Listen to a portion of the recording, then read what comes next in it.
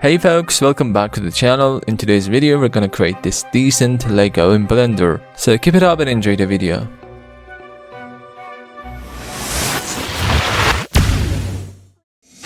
Press A to select everything and X to delete the usual stuff. So Shift A and bring another cube. I'm just used to that. You can just go on with the default cube as well.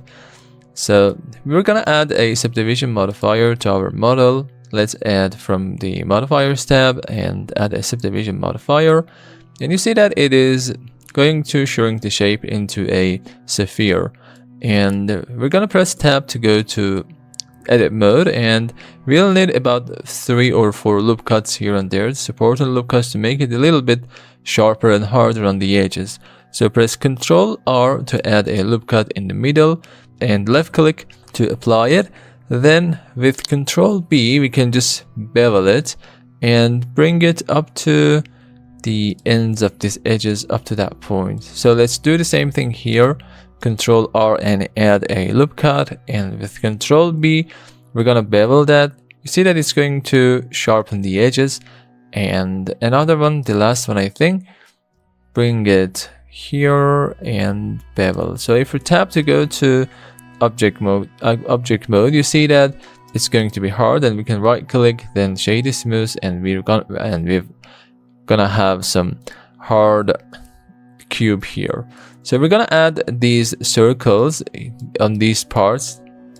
We're gonna add 4 circles, but how we should add these circles? So it's a challenge for you. Please stop the video here and try to make it yourself, and after doing yourself in your own way, come back to this video and go on with me. Okay, so press tab, and first of all we have to add a loop cut in the middle of this shape. Press 1 to see that properly in the front view, but I've added accidentally on the side view. Let's Ctrl Z and add it on the front view. There's no difference because we're gonna add another loop cut here. They wanted to go the levels, the steps one by one. So let's add another loop cut here, and now we have 4 faces on this part.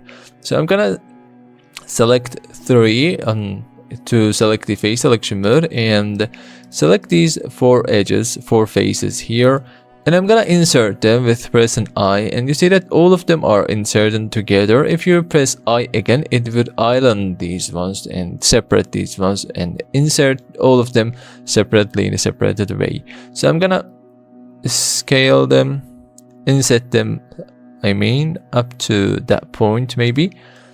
And if you want to go like a low poly version, you can just press E and extrude these ones and add loop cuts to sharpen the edges on here and there, and it would do and work for you because it's a low poly. But I'm gonna go on with the high poly version a little bit, make it better than before. So let's come back with several steps backward with Ctrl Z. I'm gonna add 1 loop cut here on the middle, the other one here, another one here, and the other one here. So press 3 and select these faces and right click and loop tools, and I'm gonna select circle. If you don't have this option here, you can come to edit and preferences, and on the add-ons, and you can search for loop tools. Then on the mesh loop tools you can enable that, and on that case you'll have the option yourself as well. So now with these ones selected, they are completely perfect circles. Press E to extrude them, and about the point that you want, I'm gonna extrude them on about that point. So press E again and bring it higher just a little bit. This extra step is for sharpening the edges. And now we can just add some loop cuts here to make it a little bit sharpen, just like that,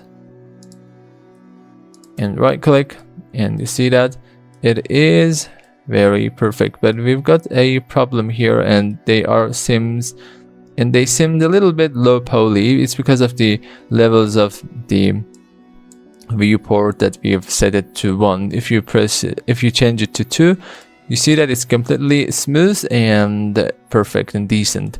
So we can just extrude this part into the inside of the shape to make it free and vacant on the back of that.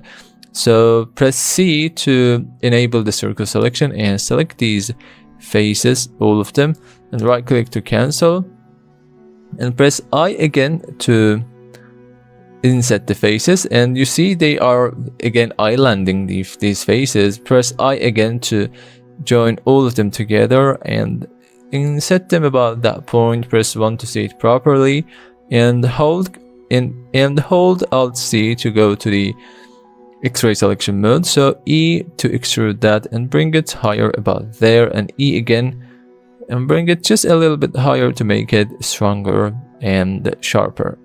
So Alt C, hold Alt C to go to the solid view, and now you see that we've got the Lego and it's a perfect Lego. So hold Alt C again and select these below faces, and G then Z, bring them a little bit higher. It's just completely up to you, optional. You can just skip that part. So I'm gonna just give it a little bit texture and light to make it better, and bring it a little bit down, just about there, maybe just merely touching and coming down of the face that we're adding. So let's add a light. I'm gonna go on with the point light with that.